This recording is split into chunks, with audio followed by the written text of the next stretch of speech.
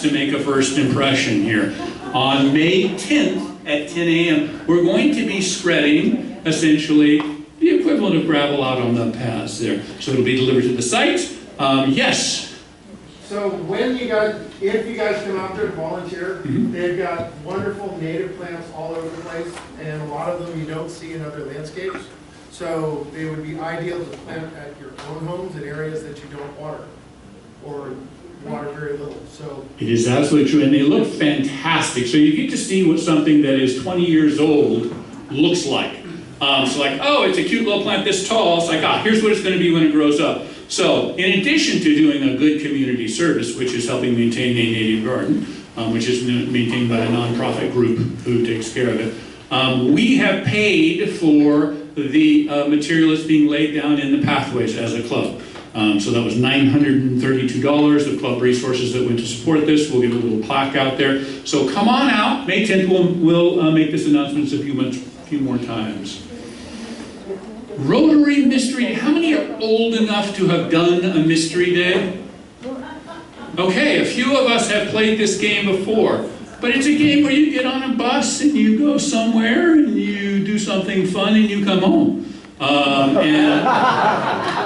And in between, interesting things happen, but the whole point of it is it's going to be a bit of a surprise. So you can read up there on the, so we are leaving Livermore at 8 a.m. We return by 6 p.m. We need a minimum of 30 people to make this thing work. It is a luxury coach that will take you to your destination. And then we'll be back by 6 p.m. Lunch will be in addition. That means you have to come out of pocket for lunch, but there will be lunch available. Open first to Rotarians or their spouse or friend, riding luxury company, and see a world record. That's intriguing. What could we be going to where we would see a world record? Oh no, it's a mystery. All right, that'd be a very short trip, yes. Someone pointed out we were going to look at the light bulb. No, that's not it, I'm almost certain. All right, and it includes some walking. All right. Whoa, all right. The demotion party, the evening of June 25th. Wow, okay. We certainly want to have a good time. Yes, sir. Splend, do you have a microphone? I'll get one. Splend, do tell, because the immediate past president's not here in the room. Yeah, we've not let her, she's not going to do much for this one. There was a problem last year, which I'll explain, but it's $25, pay it to Norm in cryptocurrency this year, right? No, my name. Okay, all right. And so that is a Wednesday evening. It'll be at Alden Lane, as it usually is. And this year, you can bring fruit and vegetables to throw. The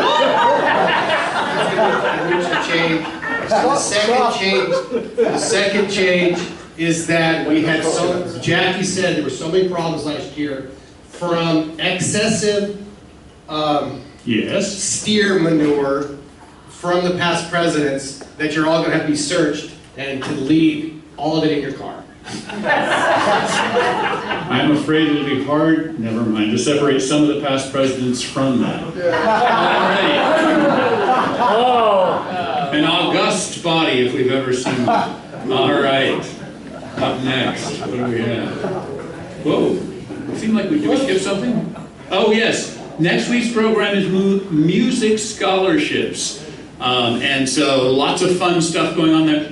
Michael, where are you? Yeah, can you grab a microphone? Can someone provide a microphone? Oh, there we go. That's a very handy microphone. Don't hand me a microphone. Yeah, so are we going to have, so tell us a little bit, are we going to have a performance or two? We will have 3 young people show up next week. We'll have a piano player, a vocalist, and a violin player. And they're very excited to come. And we will have a decent sound system, I promise. We will have a real piano there. And these kids are excited and wonderful. And we'll have other winners there. Their parents will be there. So I'd like to urge everyone, if you would sit with one of the parents and welcome them to our club. It is in the big room, the Crested room. So as we announced just a moment ago, if you were paying attention, next week we're in the big room. Are we in the big room, Michael? Yes, we are. In the big room, all right. Okay. All right, so I'd like to see you there, and I'm excited. So this is a new thing for me to do. I created this scholarship 25 years ago. That's a quarter of a century. I know, and you know, I'll have to tell real briefly how I started this. How did you start this, Michael? I donated my ponytail, and it was Ben Hastings that cut my ponytail off in front of the club. He borrowed a pair of scissors from the hotel lobby, came in and cut my hair, and it cost me $40 to get it fixed. I'll tell you what, I will donate it again. That sounds good. Wow. For anger devotion, how's that? Oh my goodness. Well, we should get some money out of that. Okay, so it is always amazing to hear the young people perform. So if at all possible, put it on your calendars. We are in the Cresta Blanca room, which is just right across the way next week.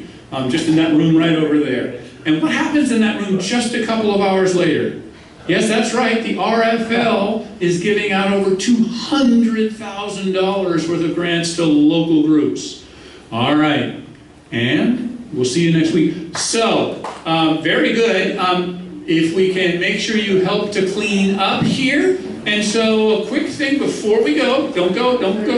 We've got a ticket to read. All right. Now, you've heard about the ticket to ride. That's a totally different issue. But sir, what's the number? 9141. Oh, a winner every time. Yes, sir. All right, thank you all. Give us a hand in cleaning things up. And we will see you all next week. I'll have another amazing Wednesday meeting. All right. With that, Norm, would you lead us in the Pledge of Allegiance? I, Dion, I pledge allegiance to the flag of the United States of America and to the republic for which it stands, one nation, under God, indivisible, with liberty and justice for all. All right, songsters, who's up?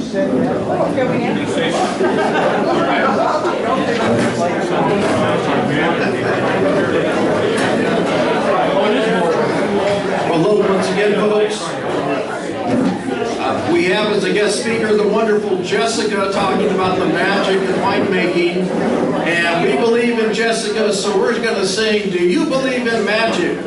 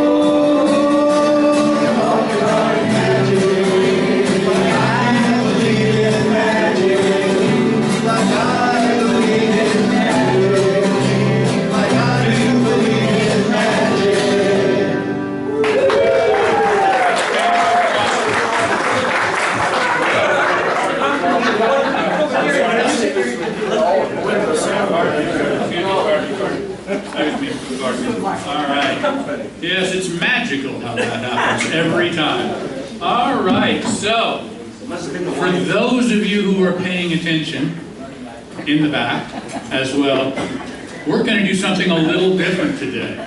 And so part of that is to make it new and exciting and interesting. And Jay is going to wander up and tell us a little bit about our seminar format. You've already figured out that stuff's going in different order. So what else will be different, Jay? Tell us how this is going to work.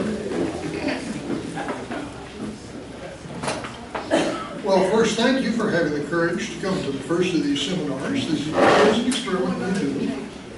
I get to introduce Jessica, and some of what I say may be true, which is usually typical. Jessica has a wonderful backstory. In case you wonder how you get into being a winemaker, she's a civil engineer. And she said one time she'd just done every damn culvert and every bridge she could stand. And so she went out and started winemaking with John Evan at the Big White House. And was very good at it, and we ran into her there. And when John Evan decided to retire, she put together a, let's see, you don't say LLC, I've forgotten what we call it, a partnership, not a partnership either, maybe it is an LLC. And since we grow grapes for them, we figured we should buy into it, and to our astonishment and delight, our children did as well. So we're part of an integrated operation that runs from vines to wines. And I realized I knew diddly squat about what happened in the middle. The talk I originally suggested, the title I suggested was "What the hell happens between the vines and the bottles?" Jessica tarted it up a little so it doesn't sound that bad. But she's going to talk to you about that. She has, as other people have had in my past, the misfortune of having me as an employee. So she's working her way through that, but we're having a hell of a good time. So you are, remember, allowed to ask questions during the talk. If you misbehave, I will deal with you appropriately, maybe in real time. But the intent is for you to learn something you should know as an inhabitant of this valley who just might drink wine. Okay? Jessica.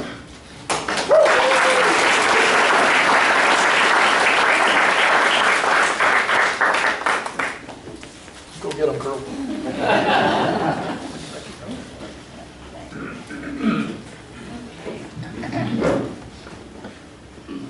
So I talk with my hands, but I don't know this will let me move around. So. You can move around. With it, yeah.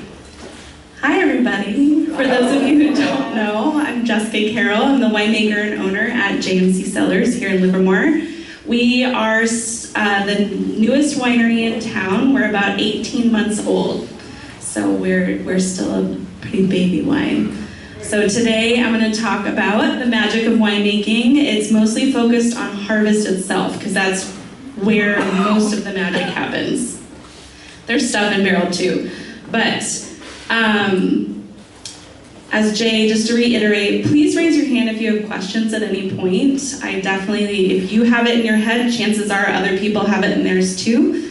And I like to address questions while we're talking about the topic that you have a question about. It always made more sense to me that that was how it should be structured, so you can kind of flush out questions while you're on the topic. So, okay.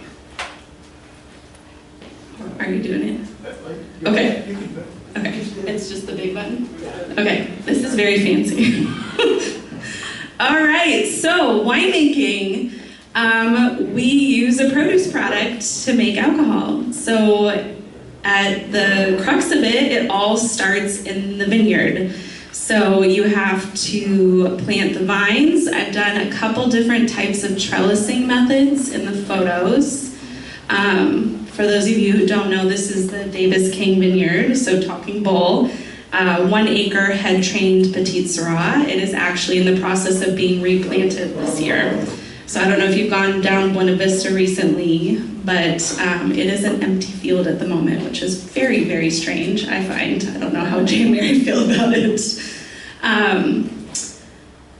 So that is one method. Essentially, you treat them like little trees. So they have to support the weight of their own arms and what the grapes are grown on.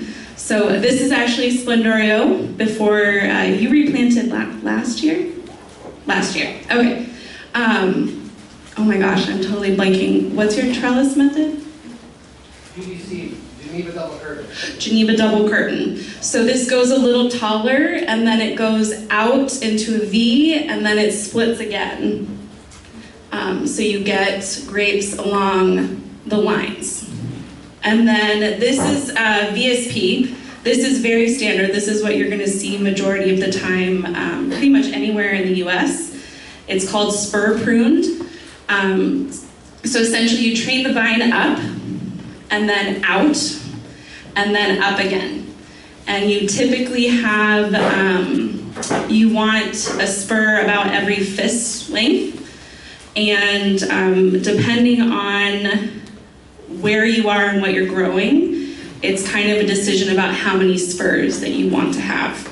So this is a Riesling vineyard down in Monterey County that I get fruit from.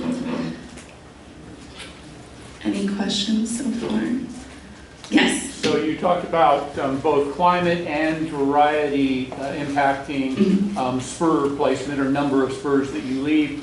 Can it also be stylistic? In other words, are there certain things that happen with the grapes if you have fewer or more spurs? Or is it really right out of the Ag Advisory book? There's no art to this. This is a perfect science. There's always art. So I should have said at the top, part of the reason I have gotten into winemaking in general is that my brain is happiest when I have art and science, and wine is a craft, so wine is literally art meets science.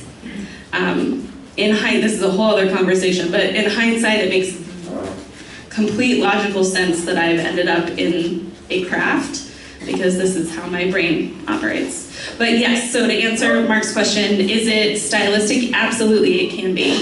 So part of it is the fruit load. Each variety has a different ideal fruit load depending on where you are. Wine's one of those things where most of the answer, the short one, is always it depends. There's so many variables between the art and the science that you ask a winemaker the same question, you're going to get a different answer from each one, because it's stylistic at the core of it as well.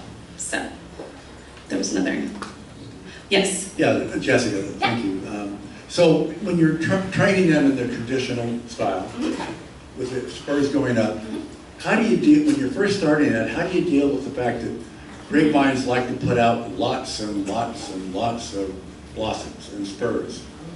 And how do you deal with getting rid of those as you're starting to train them? That's part of the art part, actually. So when they're brand new baby vines, if they produce any fruit, you go through and drop it. Because you want the first few years the vine to be focused on root growth and not focusing its energy on fruit production. And then once you start to get to the point where you want to get fruit, during that you're also starting to train. So you kind of train, sorry, I'm blanking on the word. Trunk to the cane. So the cane, that's the word I was looking for, cane. So from the trunk, you're gonna start training the cane over, and then the next year it'll output, and then you basically select the ones that are in the spot that you want them to be, and you cut off everything else. Does that? Yes. Is that the same for table grapes, which some of us are growing in our yard? Do you cut off the fruit? I don't know. My guess is yes. I have not studied table grapes. But probably the first couple years, just especially if they're baby, if you're planting an older vine, which is possible, you wouldn't need to quite put off quite as much. But if they're like brand new kind of sapling, for lack of a better word, but yeah. Yes? I don't have a mic, you might have to repeat it. Oh, yeah. But, you source your grapes, like you said, down in Monterey County. How do you decide what vineyard to source your grapes from? I mean, there's a lot of vineyards in California. Yeah, that's an excellent question. What we produce at JMC is predominantly Livermore Valley AVA. I love Livermore Valley. It is an amazing growing region. And I have chosen to go down to Monterey for 2 grape varieties, Riesling and Pinot Noir.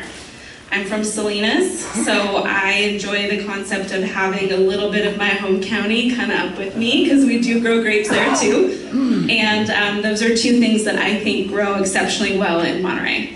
So that was the purpose of going there. The other thing is I also like lesser known varieties. And when you're purchasing fruit, you have to go to wherever they're grown.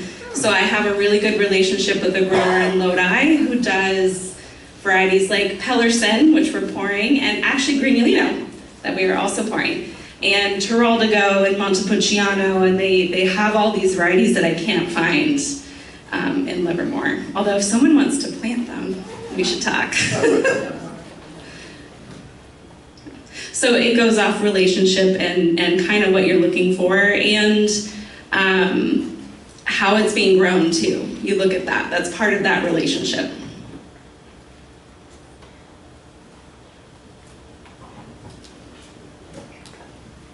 So as I drive around Livermore and walk around Livermore, this last year or so, I've seen a lot of piles of dead grapevines. What's going on?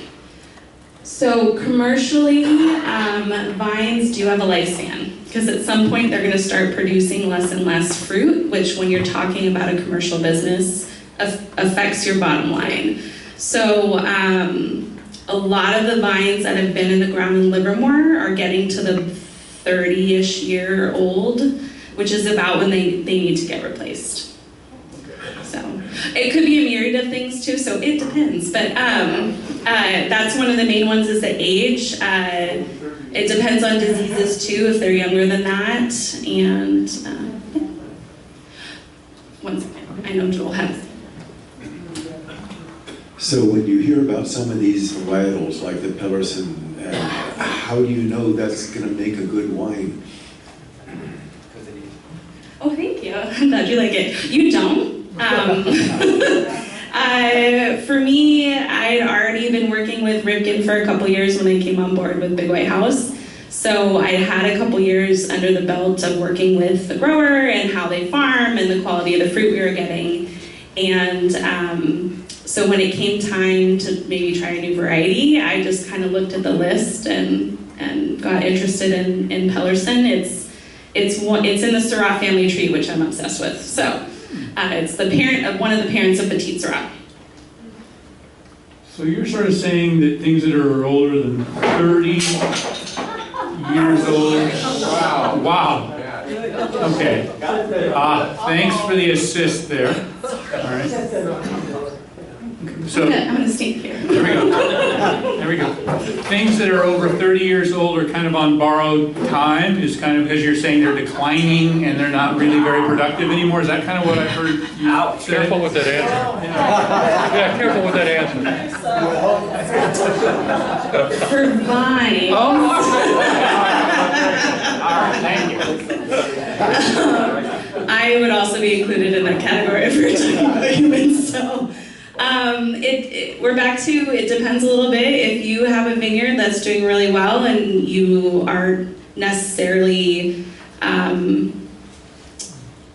dependent on getting a certain tonnage per acre, Lodi is known for old vines in, right? So they've made the choice in those vineyards to keep them going because at its core, vines are weeds. They will grow anywhere and live forever as long as they get, enough water and nutrient to get by. So pulling them out either has to do with disease or it has to do with just production level. So you hear about like ancient vine wines and whatnot. If they're producing less, is it better fruit as they get old? Like, is there a reason that ancient vine is a marketing thing? It is a marketing thing, but also as they get older and the vines are producing less tonnage, the fruit that it is producing, in theory, is more intense because it's not an exact analogy, but each vine has so much life force it can give to the fruit. So the less fruit that's there, in theory, the more intense the flavor is going to get. I think there's limits on that, so if it's one cluster, it's going to be the same as if it was 5 clusters, kind of a thing. Yes? So I've heard that if you remove your vines around that 30-year time frame, you should leave the soil fallow for a bit after that. Can you talk about that? Is there a time frame? sort of recommendation?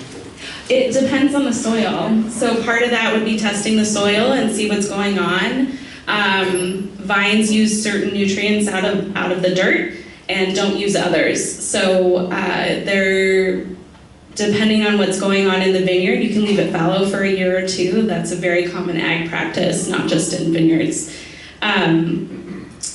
But if there's nothing wrong with the soil and something was just it got infected, there's no need to wait. And the infection didn't affect the soil, just as a asterisk at the bottom there. No, not going to get to slide 2. Notice that there are organic growers and there are chemical growers, let's say. Can you talk a little bit about the difference between the cost of obtaining organic grapes versus, and what do you use? So I'm not quite the authority on that just because I don't grow anything myself directly. I'm getting more and more involved with the Davis King Vineyard for Talking Bull. Organic is a certification that they can go through. You can't use, I don't know all the requirements, but it's no pesticides. There's a list of stuff you have to do, and you have to do for a certain amount of years. Because they, if I remember right, they test stuff. And if you're still showing at a ppm of certain chemicals, they won't certify you. I believe Retzoff is organic. Yeah. And Page Mill, I don't know if he's technically certified, but I think he's going after biodynamic, if I remember correctly, which is slightly different. The latest buzzword that I've been hearing on the viticulture side is regenerative farming. So it's kind of, from what I can tell, it's an interesting combination of traditional, biodynamic, and organic. So you're trying to, the theory is if you give the vine the nutrients it needs, you don't need to spray with pesticides because it has a natural affinity to defend itself from different pests. Jess, But I don't, again, I'm not an expert in that arena. you got 15 minutes, you better roll. Oh, okay. There'll be more questions, I think. Okay. We can ask you back. Yeah, that's true. All right, so once it's grown and we've made the decision in the vineyard, this is something where winemakers do get a say, even though we're purchasing the fruit. We get to help decide the pick date. So we go out, Shannon's in the back, which I'll introduce after this, but we go out and as it gets towards August, we probably start walking all the vineyards once a week. And then as it gets closer and closer to harvest, we walk as needed, which can be up to 3 times a week. I get lots of steps in the fall. Once they are on site, they get picked in half-ton macro bins and we hand sort. So we dump it onto the sorting table and then we pull out, it's called material other than grapes, so MOG. So rocks, leaves, twigs. Snakes. No comment. Occasional lizard and lizards without legs. No, just kidding. I've never seen a snake on this table, actually. So if 98% of the fruit I've gotten in my entire tenure of winemaking has been hand-picked. So you tend not to see the critters as much. It's just kind of the other stuff. You pull out underripe, we pull out overripe, we pull out any mold we see. So anything we don't want going into the wine, essentially. From there, I don't know if we can play the video again, but you can kind of see it. So from there, we put it up in the elevator and then it goes through a destemming process. So this is a machine that mechanically separates the fruit from the stems. So the stems come out the end, and the clean fruit goes into a clean macro bin, which we then ferment in. Okay. Questions? Where do you get the child labor? Shannon. Those are her 2 very adorable children, although depending on the day, she may or may not agree with you. All right. Speaking of, Okay, once they're in bins, and we add yeast and they ferment. It usually takes about a week. For reds, whites are a slightly different process that I can talk about. But for reds, they go in the bin, we add yeast, they ferment. The kids are attempting to do what is called a punch down. This is a punch down tool. I thought this was a good photo because you can kind of see it. So it's all stainless steel, has holes in it, and essentially you need to punch down the bin twice a day because as yeast eats sugar it creates alcohol and CO2, which then kind of creates this like bubbly mess, which then helps push all of the solids in the bin to the top, creating this kind of floating cap. And so what you want to do is break up the cap for a couple different reasons. One is the very top has some oxygen content, which then things grow in oxygen that you do not want in your wine. So the process of submerging that into the anaerobic environment that is beneath the surface, it kind of kills it all. And the two is skin contact. So you're trying to, all the red wine color comes from the skin. So what you're trying to do is then get all of the solids where the skins are back into the liquids so that you increase and can darken the color of the wine. So while this is all happening, of course, on a daily basis, we take sugar samples. So we get some of the liquid and use a hydrometer to float in the liquid to tell us where the Brix level is approximately, which Brix is percent sugar by weight. So we're looking for that to be -2, and then we press. So this is a time-lapse video of Shannon and her daughter Margot taking sugars on all the white tanks that we have going on in the back. So that's red. White wine goes, we still sort it, but it goes straight to the press, and then the juice that comes out goes into a tank, and we ferment in tank for white wine. So that's also why white wine doesn't have any color. If you did skin contact with a white, it would end up being what's called an orange wine. So that's been kind of trending the last couple of years. I don't know if you guys have seen it on menus. Any questions? Yeah.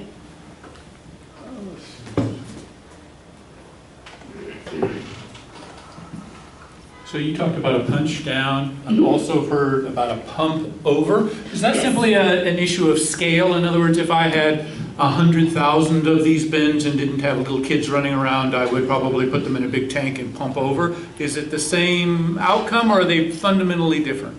Same outcome, different process. So that's generally done when you're doing wines that your scale of production is so large that everything is in a giant tank. And so punch downs become just logistically impossible. So what you do is you take the liquid from the bottom and you essentially spray it over the top. And the force of that spray kind of breaks the cap up again, and then you're getting more contact as it goes through. Do you ever wash the grapes? Oh, no. In the beginning, you never wash them at all? No. That makes it so good. They're perfectly fine, trust me.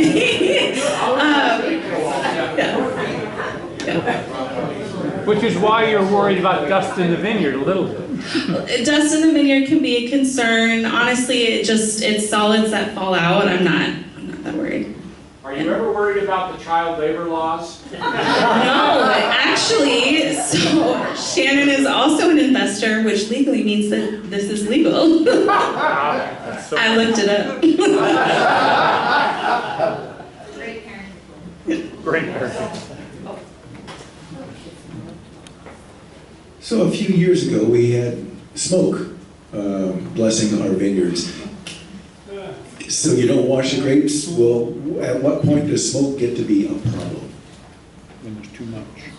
So the smoke effect is still being studied. Most of what I was reading in 2020 was actually coming out of Australia, because they're the place that had been impacted by it the most and the longest, so they had the most studies at the university level. But I know stateside they're really starting to study it a lot more. At the time, in 2020, there was a lot, we were all frantically reading to try to figure out, do we wash the grapes to try to get some of the smoke content off? How do we mitigate all the problems that could potentially or not happen? Because it all depends on essentially your microclimate and how the winds were and what settled on your vineyard. Some vineyards were completely unaffected, some were very strongly affected. The problem with, from what I read, and have still been reading, by the time you would pick it and get it to your winery to then be able to wash and try to like mitigate how much water is now clinging to your fruit,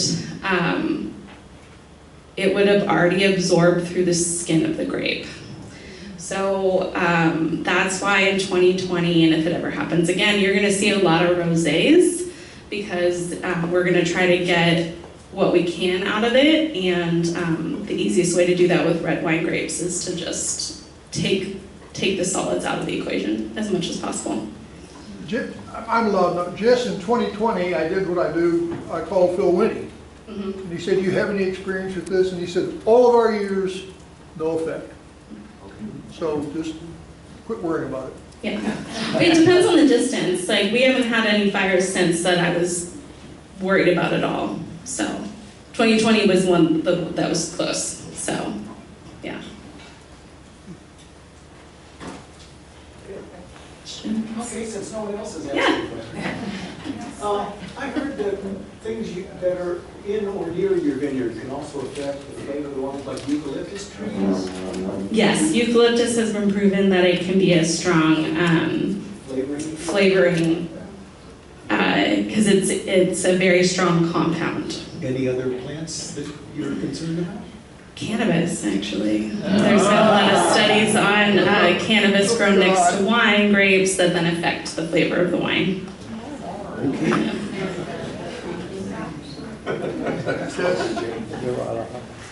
That's the only other one I've really heard about. 5 minutes, just. I've been hanging out with Jay too much. But I'm told you can cheat. Okay.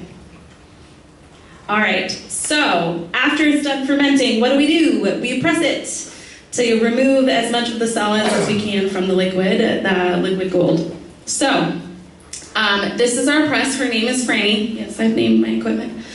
And the company name is Di Franceschi, so it was a very creative name. And essentially, we use similar, we try to draw all the liquid out. We have something, it's basically a giant hose with a sieve on the end that we put in the bins to try to pull out as much liquid ahead of time as possible. And then we use the elevator to get what's left up and into the press. And Franny is a big cylinder that the bottom half is all sieve, and then the top is solid, and that's where the bladder is. So essentially, she's programmed to do a series of presses. So has anyone ever tried to do cheese at home with like cheesecloth in the kitchen? When you squeeze, trying to get all the liquid out, there's still inevitably liquid in the middle, right? So essentially what she does is she pushes out at a certain PSI for a certain time, and then she deflates and turns to break it up, and then does it again. And then does it again, and again, and again, and again, to get all of the liquid out with the least amount of PSI, essentially. She's amazing. When we got her, it was great. It all dumps down into this tray, which then we pump into tank, let it settle a little bit more, and then it goes into barrel. And then from there, we store it for anywhere from 6 months to 3 years before it goes to bottle. But, sorry. This is a video I did at the end of last year. So you can kind of see it goes in, and then presses out, and that's a wrap. The end. The tray here holds about a barrel of wine, so it's the other benefit of Franny is that we can program her, turn her on, and then go do other things. So when you have those traditional basket presses, you have to monitor it the entire time it's going. This is great because it gives me some freedom. We are a small but mighty team, but still small. So gives us the freedom to then go do the punch downs, take the sugars, start cleaning up, do the bookkeeping for the bookkeeper, all the other little things that have to get done. Drinking beer. Oh, drinking beer, yes. It's not really a secret. There's a saying in the wine industry, it takes a lot of great beer to make great wine. If you ever see a winemaker in the fall, we are all drinking beer or cider or water. When you're around the smell of fermenting fruit for 12 hours a day, it is not the thing you are excited to go drink. If that makes sense. Questions? I think this was the last one, right? Oh yeah, last one.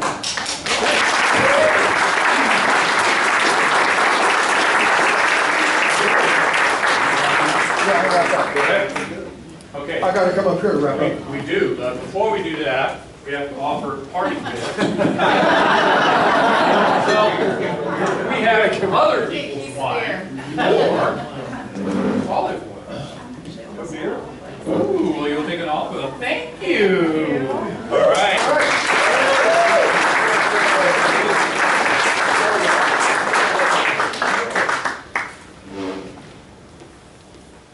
So I think from your interest, this idea worked out pretty well. Yeah.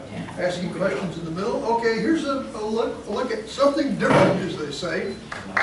Microphone. On, Or put it close to you, one of the two. There we go. Being on. On, Oh, off. There we go. there we go.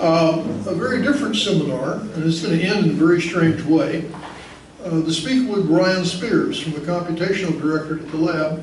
He is the artificial intelligence guru. Okay, and so Brian is going to come and give a talk. I've asked him to give a personal talk, why he pursues the subject and what thrills and bothers him. You know, this is not a lab sales talk, a project talk, or research talk. For reasons that will surprise you, we will not record his talk in any way. We will not videotape him. It will not be transcribed into the Spur. You can put his name and his title. So if you want to hear the talk, come to the meeting on May 28th. That's pretty easy because it's an evening talk. Comes with wine. I'm going to close this in a way I never imagined. I thought we would not videotape the talk simply to give the speaker freedom. What I realized we have to do is not videotape to protect it from the political thought police in Washington. Because the muskrats, as they are known, will use AI, and they can pick any talk off the internet, pick the speaker's name, and if he were to use a dreadful phrase like how it would help with climate management or vaccine development, they will order that he be fired, which they do. They've already started doing that to faculty members by name as an individual. And since the LLC that runs the lab has no resources whatsoever, it's not a real company, it's just a stitch-up whose only possession is the contract to run the lab, it's easily threatened. So I never imagined finding us in that place, but we will not do what we would normally do to protect the speaker. I think he'll be rewarding. He's supposed to be great. He's very excited. He and I, as we do, as Jess and I did, we'll go back and forth about what's going to be in the talk. So I encourage you to come. Cool. All right. Yeah. Okay. Now we have to run a meeting here. So next up, we've got Thought for the Day. Will. So real quick, before I do Thought for the Day, I'm also the person in charge of Rotary jobs. So I have a sheet for, you guys see, you get the thing from Joel that says what jobs are available, Thought for the Day, Greeter, Spur Report, those kind of things. I have sheets for the next couple months, or I think next 6 weeks of meetings. These are the ones that have not been assigned yet. If you sign up I'll take it at the end of this and then put it on the list with Joel, and we'll be good to go. Okay, All we're right. gonna go down, up, down. Got it? We're Can you gonna go repeat that? down, across, up, over, back. Here we go. Start. All right. One more time. So this is a very simple one. Spring is here. Spring is one of my favorite. It's my favorite time of the year. A lot of you know I'm a big baseball fan. Everybody thinks their team, this is going to be the year. And actually, the Giants are off to a pretty good start, so that looks pretty encouraging. If you're a golfer like several of us, the golf season kind of started last week with the Masters, which was the first major. And the leaderboard the last day was amazing, and all the top players, and I know if you're not a golfer, just bear with me for a second. You have Rory McIlroy, who's probably about the best golfer in the world, at the top of the leaderboard. And during the last round, he hit some of the most amazing shots I've ever seen. And then a minute later, he hit some of the most awful shots I've ever seen by a pro golfer. I would say some of his wedges looked like a lot of the wedges that many of us in this room hit. But at any rate, so he was battling his demons all day. At the end of the day, he won, which is a great thing. But here's the thing. Nobody's going to remember years from now how he blew the lead several times before he won it. They're going to think he's a Masters champion, which is what he is. And here's my point. Many of us are our own harshest critic. I know I am. But at the end of the day, sometimes you need to give yourself a break. Or, to put it in golf terms, give yourself a mulligan. As fictional character Ted Lasso said, be a goldfish. I forget your past mistakes and focus on the future. It worked for Rory, and it can work for you. Thanks, Rotarians.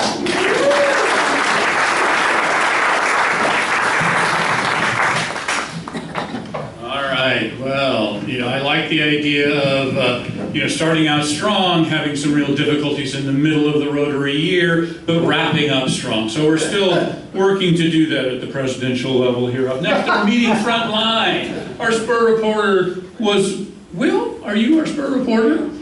Very good. All right, our Spur publisher's Kathy. Our photographer's Irv. Irv, were you taking pictures? I see a flash right there. There we go. Our audiovisual is Don running things in front. Our greeter was Kathy. Did everyone get greeted? Yeah. Yay! Thank you. Our next meeting line, our sergeants at arms. We have one full sergeant, half of the team. Very good. Our web wizard is Kathy, public outreach is Kelly, and videography today is Niall over there with the camera. All right. Up next, introductions of visiting Rotarians and guests. All right, next. So let's see. Rotarians that are not our own local homegrown. Do we have any visiting Rotarians? We do not. Any guests of Rotarians? So the drill is the guest stands up, the Rotarian that invited them stands up. So two people are standing in this episode, and the Rotarian introduces the guest. And we go from there. All right. Jay, you're up. Mary, you're up. As we always do, I am very proud to introduce my first wife, Mary Dennis. And she's put up with that for a long time. Welcome. Okay, in the back, Jessica. Hi, everybody. I'd like. You're on. Oh. We can hear you. Oh, I was used to it so much louder up there. Well, it is louder up here. So sorry. It's a bigger mic. This is my Solar Master, Shannon Tesser. I drug her along today. Yay, welcome. We have any other guests in the house? All right, very good. Moving on to the next slide here. Announcements. All right. Next Wednesday, not this Wednesday, next Wednesday, the foundation that you're all a part of. So you'll remember, we have a local 501c3, the Rotarian Foundation. We, together with the Morning Club, contribute our resources to that, and we give away money, enormous piles of money, more than $200,000 this year. And we're giving it away at a ceremony just a week from today, in this very building, in the room right next door, starting at 4 o'clock. Hopefully it says that on there. And you all should have, or you all will shortly, get something in the email allowing you to respond to that. All right, a microphone here. Sir, what do you got? Who may I talk to who is on the board from our club? If you are on the board for the Rotarian Foundation of Livermore RFL, stand up. So I'm standing. Okay. Any of those people? Yes. So we had more than double the amount of applications for support. We had $450 some odd thousand dollars of requests. We gave $224,000 worth of grants out. So an enormously positive impact that we'll make to the community, to a wide variety of folks getting grants between $5,000 and $10,000 in size. So come on out. I will have Joel. Is Joel in the room? Joel's not in the room. Joel is in the room. Did I send you the email to send out to the club? Oh, yes, you did, with that very handout. Yes, and has it already gone out? No. Okay, so it will go out shortly. So you do have to respond so we can make sure that we've got the room set up there. Yes, question? It's going to be in the Cresta Blanca room, right? The big room, yes, we're in the big room. So, note for all of you all, next week, we all in this club are in the Cresta Blanca room.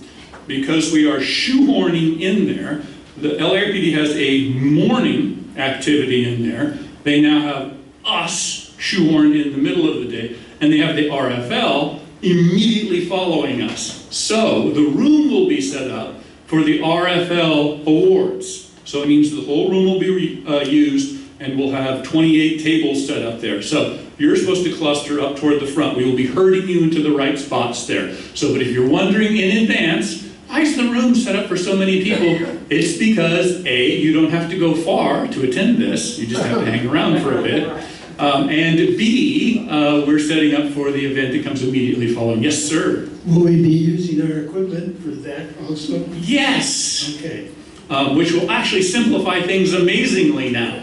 So we won't tear it down because the PowerPoint projector and having a computer there. So thank you all, AV team. That was going to be an email later in the day, but I've skipped a step. Yes, Joel? And another thing, take a look at your tablecloths at the end of lunch today, because if we're going to put them out for the RFL awards in our meeting, we would like to have someone wash them, and she was not here. I'll do that. So, because I hear that the past president does that for some reason, so I'm almost a past president, not counting mine. But I'll go ahead, and so yes, we will be using our tablecloths as well. Or we could have paid and rented them, so that made no sense. All right, volunteer opportunity. Raise your hand if you went out last weekend and had a fantastic time at the Native Guardian. Woo! Look at all the hands up in the room. Yay! It was amazing. So 4 of us went out and we pulled. You know, you all asked for hands-on projects outside. So you get a second chance.